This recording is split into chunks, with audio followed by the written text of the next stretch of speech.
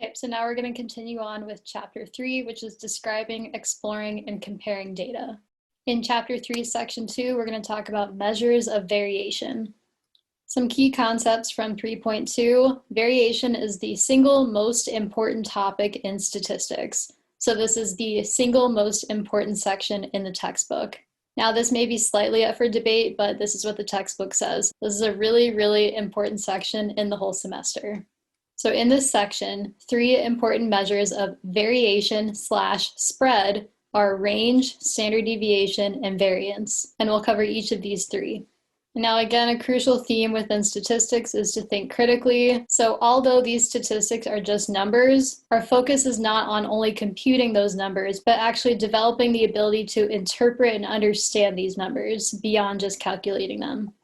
First, we're going to talk about round-off rules for measures of variation. So when rounding the value of a measure of variation, carry 1 more decimal place than is present in the original set of data. Recall from 3.1, we covered a similar concept here. So for the mean, median, and mid-range, we're going to carry 1 more decimal place than is present in the original set of data values. But remember, for the mode, we leave that value as is. So now for measures of variation, we're also going to carry 1 more digit past the decimal place than is present in the original set of data values. And you'll see some examples of this as we go along. First, we're going to cover range. So the range of a set of data values is the difference between the maximum data value and the minimum data value. This is not to be confused with the concept we learned in 3.1 of mid-range. So to calculate range, all you need to do is take the maximum data value and subtract the minimum data value. Now, some important properties of the range. The range only uses the maximum data value and the minimum data value, so a range is very sensitive to the extreme values. So for this reason, the range is not a resistant statistic. So for example, if the maximum data value was 10 originally, but then there was an outlier, and so that maximum data value became 100, then the range will change drastically between a maximum data value of 10 versus 100. So again, for this reason, we say the range is not resistant. Another property here, because the range uses only the maximum and minimum values, it does not take every value into account. And therefore, it does not truly reflect the variation among all of the data values. The range really only tells us the variation amongst the maximum data value and the minimum data value. Let's do an example here. So remember, the range is taking the maximum data value and subtracting the minimum data value. So here, let's find the range of these Verizon data speeds in megabits per second. We have 38.5, 55.6, 22.4, 14.1, and 23.1. So when we're finding the range, we need to identify the maximum data value and the minimum data value and then subtract those two. So here we identify the maximum data value is 55.6. The minimum data value is 14.1. So to find the range, we'll subtract 55.6 minus 14.1, and we get a range value of 41.50 megabits per second. Now notice what we just discussed. So for the round-off rules, we want to look at how many digits are past the decimal place in our original data values. Here we only have 1 digit past the decimal place, so 6 and 1. So in our final answer, we can have 1 digit more than that. So we can have 2 digits past the decimal place. So here we have 41.50. So here are 2 digits past the decimal place. Now let's talk about standard deviation and commonly used measurements of spread. So we have both variance and standard deviation, and they both calculate how far the scores are from the mean. And we'll talk about this so it makes more sense. So to start out, we have this number line where we have these tick marks to indicate various numbers on the number line. So this could be 0, 0.5, 1, 1.5, etc. So it can be any set of numbers on this number line. Now let's say these red dots are our population. Now recall, we can have a population, which is all of our data, or we can have a sample, which is just a sample of our population. Now let's say we wanted to take all of the data points in our whole population and find the mean. So I didn't calculate this exactly, but the mean might be about here. So taking the mean of 1, 2, 3, 4, 5, 6, 7, 8 data values in our population. Now perhaps this population is so large that it makes sense to take just a sample population and determine the mean. So for example, we might take 1, 2, 3 of these points from our population, and then those 3 points become the sample of the population. So now let me introduce the concept of standard deviation. So the standard deviation of a set of sample values denoted by S is a measure of how much the data values deviate away from the mean. Now it's really important here because we can calculate a standard deviation based on a set of sample values or based on the whole population. But either way, if we calculate the standard deviation of a set of sample values or of the whole population, what that standard deviation is telling us is how much the data values deviate away from the mean. So we'll go into the equation for it, but just to start to introduce you to this, if we have the mean here based on this set of values, then our calculated standard deviation of this same set of data values would tell us how much these points deviate away from the mean. Okay, so this is just to introduce you so far. When you see the equations, hopefully it will make more sense. Now, in the equation for standard deviation of a sample, we divide by n-1. This is sort of a trickier topic, so let's dive into answering this question. Let's say we have our whole population, and remember for a whole population, we denote that number as capital N. And recall from our definitions from chapter 1, if we have a sample population, this is represented by lowercase n. And remember, we always want a sample to optimally represent our whole population. It just makes it easier to deal with a sample population rather than our whole population. Okay, so again, lowercase n represents the number of data values in a sample, where uppercase N, capital N, represents the number of data values in a population. Now we'll practice this equation, and you'll also get practice on your own. You'll notice we're calculating the standard deviation of a sample. We're going to divide this numerator by n-1, and it is important to talk about why we're doing this. So rather than just dividing this numerator by n, we're dividing the numerator by n-1. When we do that, we get a larger sample standard deviation. We get a larger value here when we divide by n-1 rather than just n. So now you may ask, why would we want a larger value here for our sample standard deviation? So here we're erring on the side of caution, and we want to get as unbiased of an estimate as we can. Now let's prove to ourselves mathematically that if we divide by n-1 rather than n, that we will get a larger number here. So for example, let's say n is equal to 7. Now a word of caution here, I'm not including the square root, although you must include the square root to truly calculate the standard deviation. This is just to prove to you that dividing by an n of 7 or a value of n-1, which is 6, gives us a larger value here. So again, if we take 46 in our numerator, we divide by 7, we get 6.6. Now here, we're still taking 46, but we're dividing it by n-1. We're dividing it by 6. And dividing by 6 gives us a larger value here for standard deviation. And again, we want a larger value here for standard deviation to err on the side of caution and to get as unbiased of an estimate as we can. Okay, the main takeaway here is that when we're getting the standard deviation of a sample, we want to divide by n-1 and not just n. Here's some additional explanation for why we divide by n-1 and not just n. So in other words, there are only n-1 values that can be assigned without constraint. So with a given mean, we can use any numbers for the first n-1 values, but the last value will then be automatically determined. This will be automatically determined based on knowing the other values and knowing the mean in the equation. For example, here we calculated the mean of a sample from the last section. Now, if we already know the mean, then we would set up this equation by saying 38.5 plus 55.6 plus 22.4 plus 14.1 plus some other number divided by 5 is equal to our mean of 30.74. If we already know these 1, 2, 3, 4 data values, and we already know our mean, then this fifth value, 23.1, would be automatically determined based on already knowing these other 4 values and knowing the mean. And again, the best way to remember this is to think about trying to have as unbiased of a standard deviation as possible. And we need to consider a bias here because when we're using just the sample data and not the data of the whole population, we really have to be careful about what assumptions we're making about the population, given what sample we're choosing to represent the population. Okay, let me show you this further. So using the same example from earlier, if we have n is equal to 8, so we have 1, 2, 3, 4, 5, 6, 7, 8 data points in our whole population. then we can calculate the mean of that whole population, no problem. Now let's say instead of calculating the mean of the whole population, we just select 3 of the data points from our population and consider that our sample. Now when selecting these 1, 2, 3 data points as our sample, we might actually get a sample mean that's pretty close to our population mean.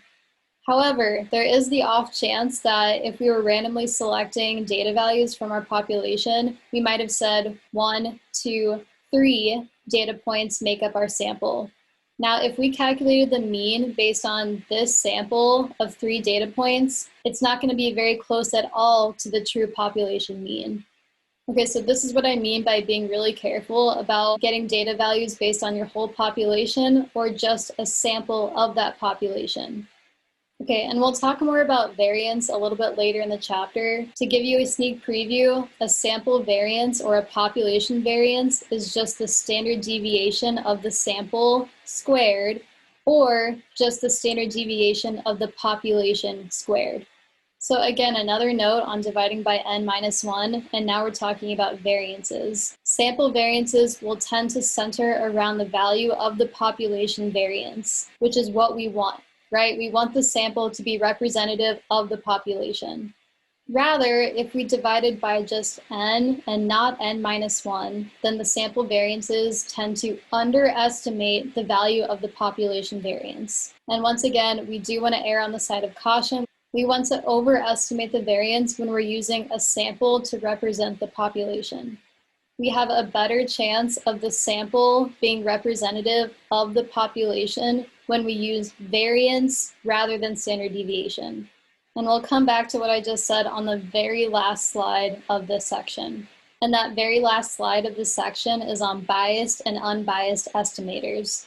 And remember our ultimate goal. We want the sample to be representative of the population. So what you'll see as we go through is that sample standard deviations are biased representations of a population, whereas sample variances are unbiased representations of a population. And we'll go through very clearly how to calculate both standard deviation and variance of a sample that's intended to represent a population.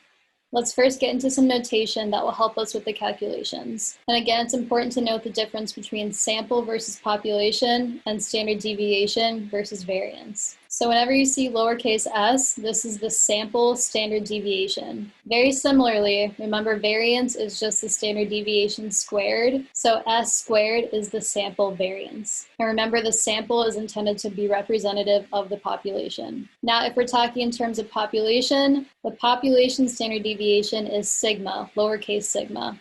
And again, to calculate a variance, we take the standard deviation and we square it. So for population variance, it's represented as sigma squared.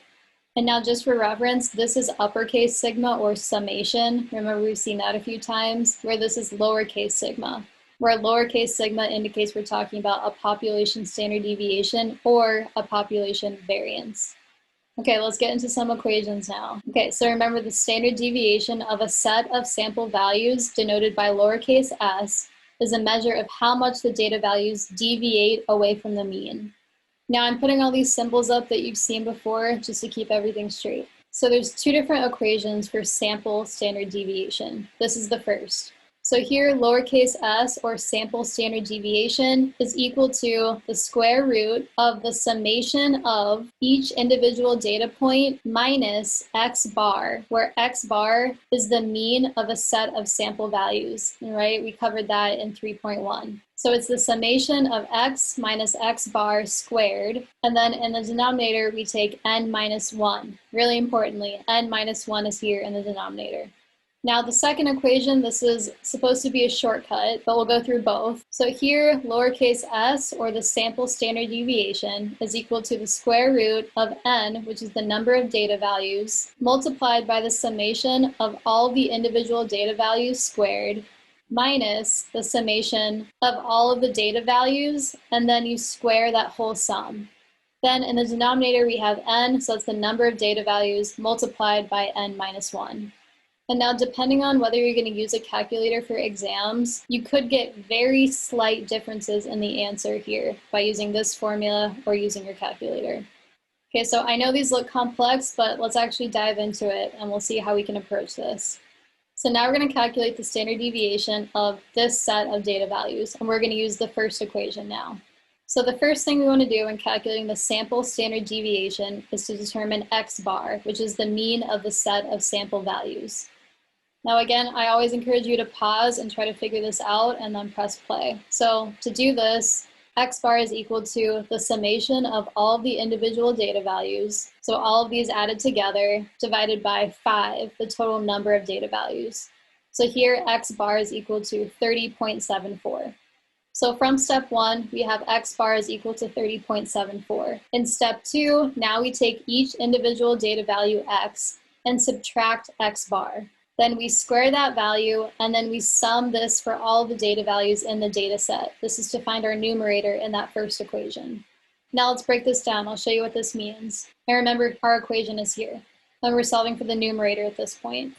Now, I know this is a lot of words, so what this looks like mathematically is we're taking each individual data value, x, so for example, 38.5, 55.6, 22.4, etc., we're subtracting x bar, then we're squaring everything in parentheses, and then we're adding all these together. So the other two data values here, we need to take 14.1 minus x bar and square all of that, and take 23.1 minus x bar and square all of that. Now to finish off the numerator, we need to add all of those values together. So make sure you check my math here, but the numerator should be equal to 1083.0520. Next, in step 3, we're going to find the denominator. So this is n minus 1. So what is n? We have 1, 2, 3, 4, 5 data values, so n minus 1 would be 4. Okay, so here n is equal to 5, n minus 1 is equal to 4. And now we solve for that number in the denominator. Now in step 4, we divide the numerator by the denominator. Remember our numerator here, our denominator is 4. When we divide those two values, we get 270.7630. And again, I hope you're following along here, and I hope you're pausing before showing the answer. Step 5, now we take the square root of all of that. So when we take the square root of 270.7630, we get a sample standard deviation of 16.45 megabits per second. Now, did you notice how many digits are past the decimal place? Here in our original set of data, we have 1 digit past the decimal place. Here in our answer, we have 2 digits past the decimal place, so this is good. We rounded off correctly. Okay, now I mentioned there were 2 different formulas. Now let's try to use this shortcut formula, see which one we like better. Here's the equation up here for the shortcut formula. So let's work on this part of the equation first. So we're going to first square all the x values and then sum each of these values together. Okay, so what this looks like mathematically, we take 38.5, square it. We take 55.6, square it. 22.4, square it, etc. Then we add all of those together. Okay, this is important because here this squared is inside the parentheses, while here on this side of the equation, it's outside of the parentheses. So we'll do that part next. So now sum all the x values first, then square that result. Okay, so first we're going to sum all these values, 38.5 plus 55.6, etc. We get 153.7. Now we square 153.7. So when we square that value, we get 23,623.69. And now again, we've taken care of this part of the equation in step 1 and this part of the equation in step 2. Next, we'll multiply the number of sample values here by the product of step 1. So again, how many sample values? There's 5, right? There's 1, 2, 3, 4, 5 data points. So we'll take 5 and multiply it from our answer from step 1, and we get 29,038.95. Okay, so far we've multiplied this by this, and we figured out this value here. So now we need to subtract these two values to finish off our numerator. Okay, so when we take what we got from step 3, we subtract what we got from step 2, then we get 5,415.26. Now we have finished off the numerator. Now in the denominator for step 5, we're going to multiply n by n minus 1. Where n is equal to 5, n minus 1 then is equal to 4. So when we multiply those together, we get a value of 20. So now we're getting closer. We're going to divide the numerator by the denominator and take the square root of that answer. So here's our value from our numerator. Here's our value in our denominator. We get 270.763. Then we take the square root of that. We get a final answer of 16.45 megabits per second. And I'll add the correct unit here in your notes. Let's notice once again that we do have the correct rounding rules. So our original data values had 1 digit past the decimal place, and our final answer here has 2 digits past the decimal place. Okay, so how are we doing so far? Now we've calculated the sample standard deviation. Now we're going to talk about calculating the standard deviation of a population. So importantly, the notation here is lowercase sigma, so the standard deviation sigma of a population. Instead of dividing by n-1, as we did for a sample, we're going to divide by the population size, so capital N. So here, this equation for population standard deviation is sigma is equal to the square root of, in the numerator, the summation of all the x values, all the data values, minus mu. And do you remember what mu is? All of these values squared, divided by the total number of samples in our whole population, and then we take the square root of that. And now here I posted these symbols so you can have them all in one place. What capital N is equal to, summation, x, and then do you remember what mu was? This is the mean of all values in a population. And remember, we use mu for a population, we use x bar for the mean of just a sample. Okay, so ultimately we do mostly the same process, but here we're using the notation of sigma, we're using the notation of mu, and we're dividing by uppercase N, not lowercase n-1. Okay, so the differences between calculating the standard deviation of a sample and a population, they're subtle, but there are a few big differences to point out here. Let's now get into some important properties of standard deviation. Number 1, the standard deviation is a measure of how much the data values deviate away from the mean. Okay, let's talk more about what possible values there are for standard deviations. The second property here, the value of standard deviation S, is never a negative number. Now it can be 0 only when the data values are all exactly the same. Okay, so standard deviation values, they can't be negative, but they can be 0, and they can be any number greater than 0 as well. Now when we have a very large value of S, S can even be a value of 20, 200, it can be a very large value depending on your sample. When you have a very large value of S, this indicates there's a great amount of variation in your set of data. Okay, we've talked about this idea of resistance, so the standard deviation S can increase dramatically with 1 or more outliers. Remember, outliers are extreme values in the data set. So now because of that, would you think that standard deviations are resistant or they are not resistant? So based on this property here, this would tell us that standard deviation values are not resistant because they can increase dramatically based on the presence of outliers. Property number 5 is that the units of standard deviation S, such as minutes, feet, or pounds, are the same as the units of the original data values. That's why it's important to include that megabits per second as our final answer when reporting the standard deviation. Number 6, the sample standard deviation S is a biased estimator. Okay, so it's a biased estimator of the population standard deviation.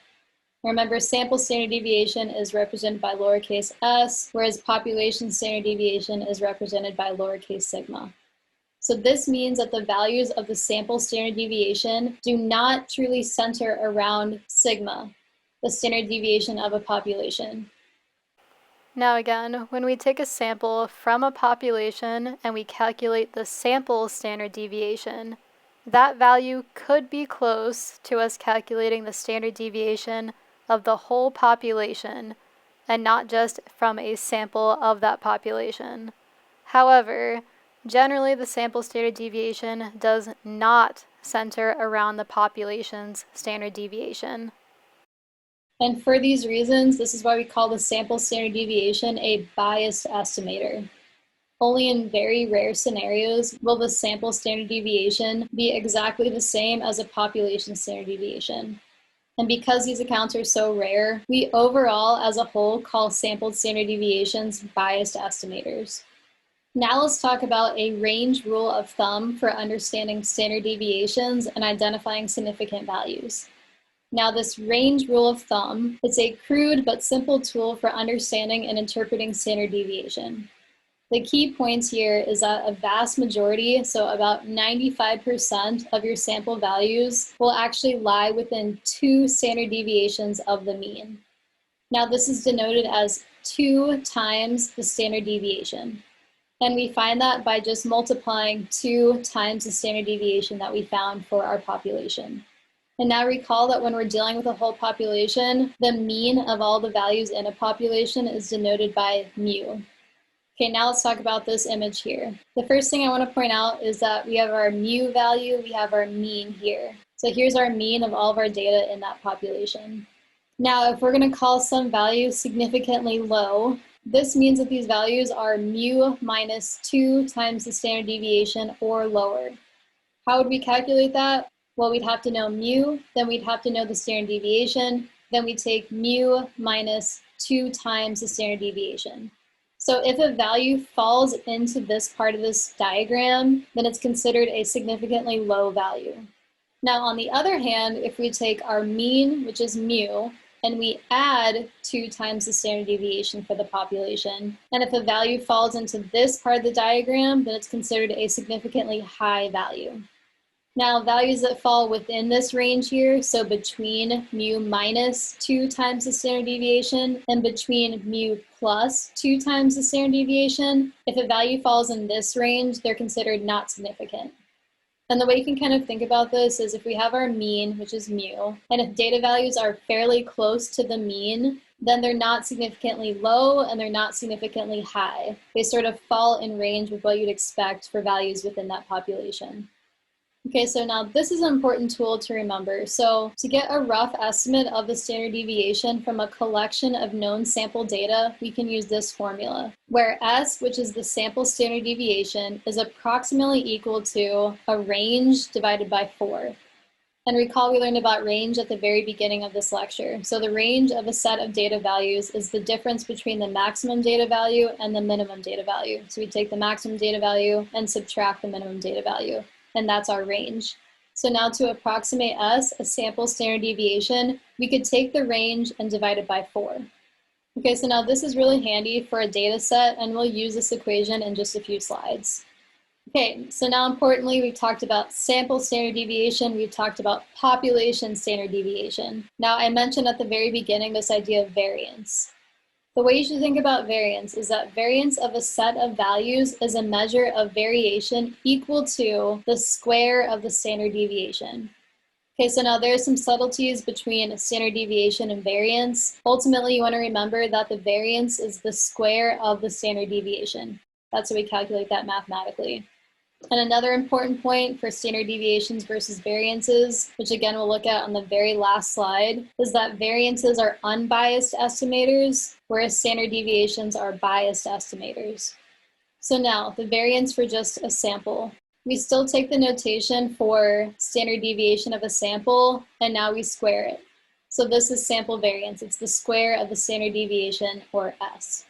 For population variance, we do the same thing. We take sigma, which is the population standard deviation, and we square it.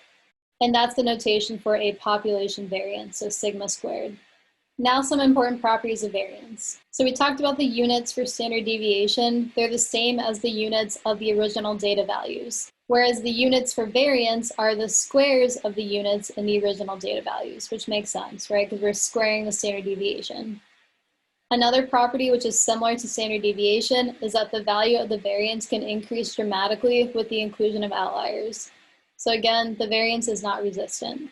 Also similar to standard deviation is that the value of the variance is never negative.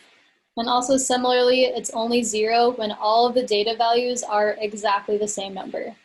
And now, the other important point here that I've been making throughout is that the sample variance, or lowercase s squared, is an unbiased estimator of the population variance, or sigma squared, which is exactly what we want, right? When we take a sample of a population, we hope that sample can be truly representative of that population.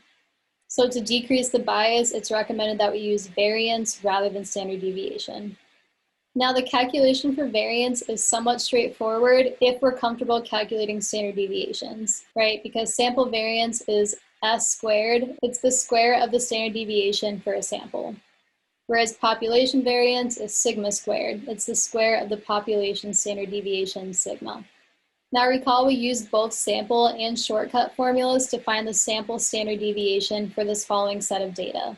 We got an answer of 16.45 megabits per second. And although the unit is denoted here, it should also be denoted here in our final answer. So I'll add that in your slides.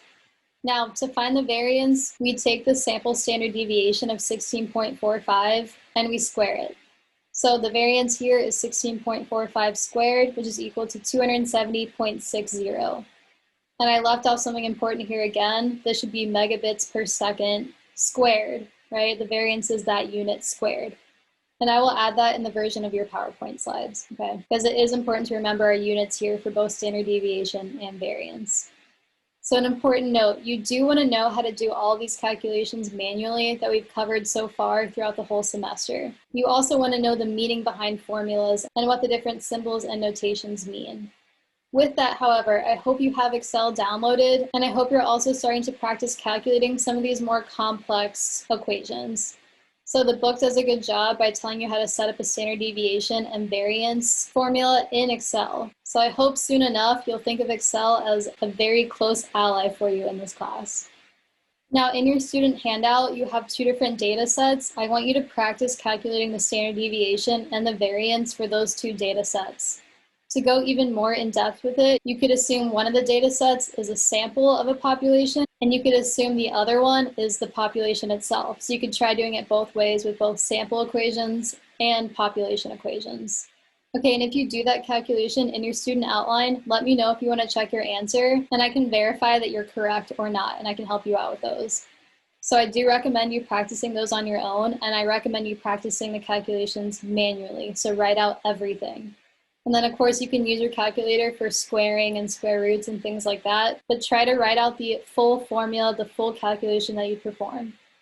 Next, we're going to talk about this empirical rule for data with a bell-shaped, or as you might remember from before, this is considered a normal distribution. Now the empirical rule states that for data sets having a distribution that is approximately bell-shaped, the following properties apply.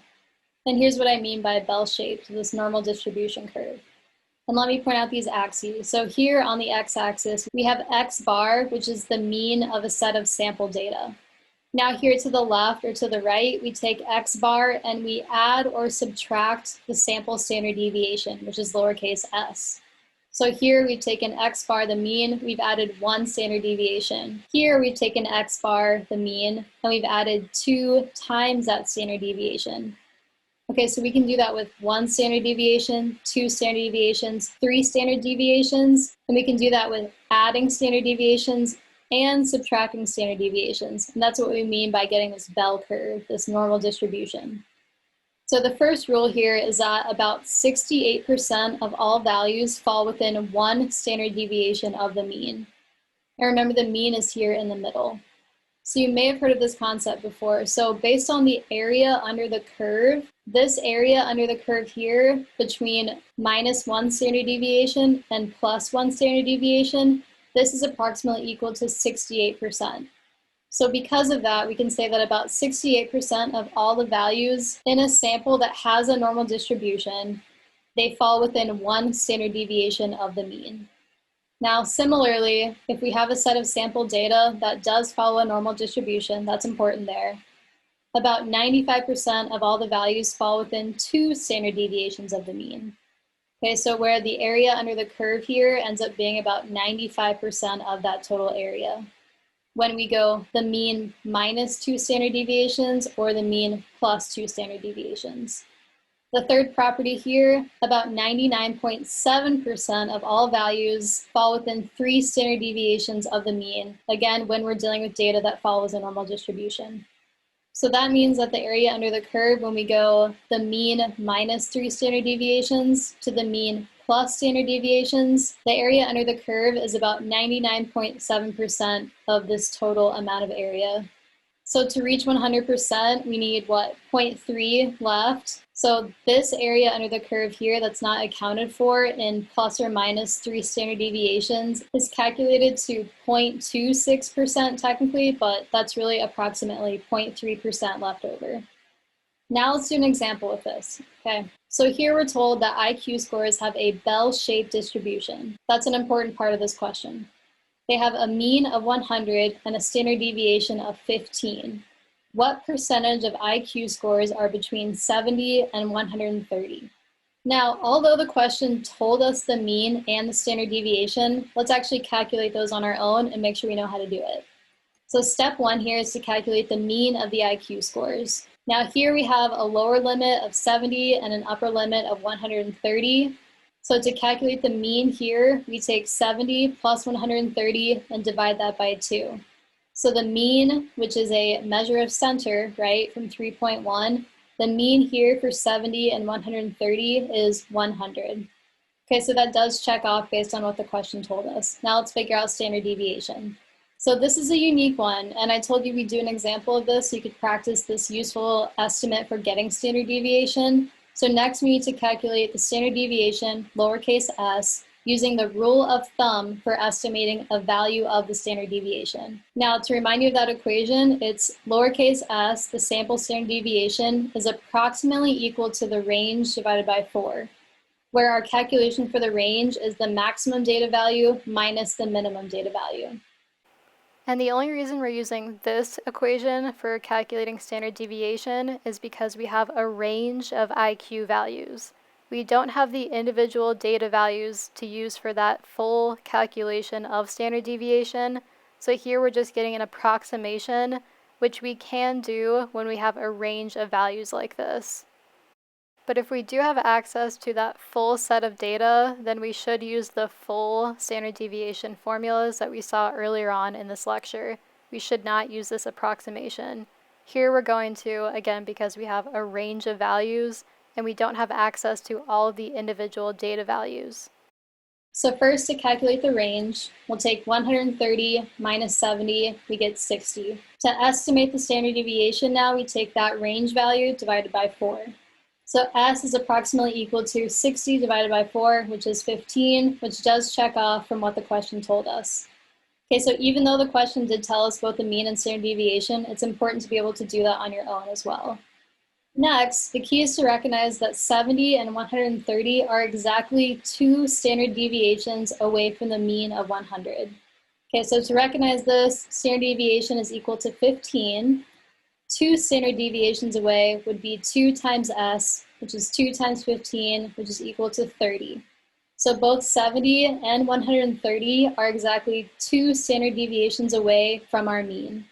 And with questions like these, you'll want to determine how many standard deviations away those values are. So it could be 1 standard deviation away, could be 2, could be 3.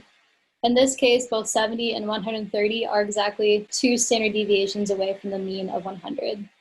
Now to remind you again of this, if we take 2 standard deviations from the mean, that's really equal to the mean plus or minus 2 times the standard deviation. Okay, so for the minus scenario, we take 100, which is the mean, we subtract 2 standard deviations, we get 70. We can also take the mean of 100, and now we're gonna add 2 standard deviations, which gets us 130. Now to actually answer the question based on this bell-shaped curve, if you go back up to your properties, recall that about 95% of all values fall within 2 standard deviations of the mean. Therefore, what we can say from this example problem is that about 95% of all IQ scores are between 70 and 130. Okay, so this is how you'd approach a problem like this. You want to figure out the number of standard deviations away your values are from the mean. And again, you should know this is one of the most important sections in the whole semester. So if you need to rewatch this lecture, read the textbook a few times, do additional practice problems, those are all really good ideas for allowing all this information to absorb. And also please let me know if you have any specific questions about anything we've covered, not only in this section, but throughout the whole semester. Next, we're going to talk about Chebyshev's theorem. So this theorem states that the proportion of any set of data lying within k standard deviations of the mean is always at least 1 minus 1 over k squared, where k is any positive number greater than 1. Now we'll practice this mathematically, okay? So for k is equal to 2, at least 3/4 or 75% of all values lie within 2 standard deviations of the mean. When k is equal to 3, at least 8/9 or 89% of all values lie within 3 standard deviations of the mean. So essentially what this theorem is telling us is that it describes the minimum proportion of the measurements that must lie within 1, 2, or more standard deviations from the mean. Let's practice calculating these percentages here. So recall the meaning when k is equal to 2 or k is equal to 3, given this equation for the theorem. Now when k is equal to 2, we're going to take 1 minus 1 over k squared, as the equation says. That's equal to, in this case, 1 minus 1 over 2 squared, because k is equal to 2. This is really equal to 1 over 4. So when we subtract 1, I went ahead and converted that into 4 over 4. Right, so we can subtract these fractions where 4 over 4 is equal to 1. So here 4 over 4 minus 1 over 4 is equal to 3/4. Thus, we're proving when k is equal to 2, at least 3/4 or at least 75% of all values lie within 2 standard deviations of the mean. Now, before pressing play, practice this with k equal to 3. So when k is equal to 3, we say 1 minus 1 over k squared. In this case, k is equal to 3, so we say 1 minus 1 over 3 squared, which is 1 over 9. So then I changed 1 into 9 over 9, so now we're saying 9 over 9 minus 1/9 is equal to 8/9. So again, we prove this to ourselves that when k is equal to 3, at least 8/9 or 89% of all values lie within 3 standard deviations of the mean. Now let's put this theorem into practice. Let's say that IQ scores have a mean of 100 and a standard deviation of 15, right? This is the same example we just saw. What can we conclude based on Chebyshev's theorem? Now, applying this theorem, we can make the following conclusions. These are the same ones we just saw. So at least 3/4 or 75% of IQ scores are within 2 standard deviations of the mean, where 2 standard deviations of the mean are between 70 and 130. Now from this theorem, we can also say that at least 8/9 or 89% of all IQ scores are within 3 standard deviations of the mean, which here 3 standard deviations of the mean would be between 55 and 145. Now let me show you how we calculated that. So from this example, s is equal to 15. 3 standard deviations would be 3 times s, or 3 times 15, which is equal to 45. Now, do you remember what we do next? So we take the mean plus or minus these 3 standard deviations. So here the mean is 100, so 100 minus 45 is equal to 55. Then we can also take 100, which is the mean, and add 45, or add 3 standard deviations, and we get 145. Okay, and so again, what Chebyshev's theorem is used for is that it describes the minimum proportion of the measurements that must lie within 1, 2, or 3 standard deviations of the mean. The key takeaways from Chebyshev's theorem is to be able to say that at least 3/4 or 75% of all values lie within 2 standard deviations of the mean. Similarly, from this theorem, you want to know or have in your notes that at least 89% or 8/9 of all values lie within 3 standard deviations of the mean. Okay, so those are key takeaways here from this theorem. So you should be able to take this theorem and given a scenario where we know the mean, you could make conclusions such as these two here. Okay. And in your student outline, there is actually another example of this for you to go through and apply Chebyshev's theorem. So now, if you do this, I should say when you do this, let me know if you want to check your answers to these examples in the student outline, particularly for this section, okay? Okay, now the last big topic here is calculating the coefficient of variation, or CV, where the coefficient of variation for a set of non-negative sample or population data expressed as a percent, that's important, describes the standard deviation relative to the mean. So let's talk about how to calculate this for both a sample and a population. Now the calculation here is relatively straightforward. So for a sample, so CV is equal to S, which is the sample standard deviation, divided by X bar. Remember, X bar is the mean of the set of sample values, multiplied by 100 to get it into a percent. Okay, so that's how we calculate CV for a sample. Now to calculate the coefficient of variation for a population, we do something similar. But here we take sigma, which is the population standard deviation, divided by mu, where mu is the mean of all values in a population, right? We still multiply this by 100 to get this value into a percent. Okay, so these are the two equations for calculating the CV for a sample or a population. Now we've been talking about round-off rules. So for rounding off for the CV, the coefficient of variation, we're going to round the CV to 1 decimal place. And this holds true for all calculations of CV. So something like 25.3, where we have 1 digit past the decimal place. Here is the final slide of this section. We're going to talk lastly about unbiased and biased estimators. And I've alluded to this concept a little bit already throughout the lecture. Let's see it written out more clearly now. So the sample standard deviation, lowercase s, is a biased estimate of the population standard deviation, which is represented by sigma. This means that the values of the sample standard deviation s do not tend to center around the value of the population standard deviation. This holds true even when we try to reduce the biases and we divide the numerator by n-1. So the key thing to remember here is standard deviation of a sample, S, is a biased estimate of the standard deviation for the population, sigma. However, to get around this, we use the concept of variance. So for sample variance represented by S squared, this is an unbiased estimator of the population variance, sigma squared. So this means that values of S squared do tend to center around the value of sigma squared, instead of systematically tending to overestimate or underestimate sigma squared. So the main takeaway from this slide is that sample variance is an unbiased estimator of population variance, whereas sample standard deviation is a biased estimate of population standard deviation.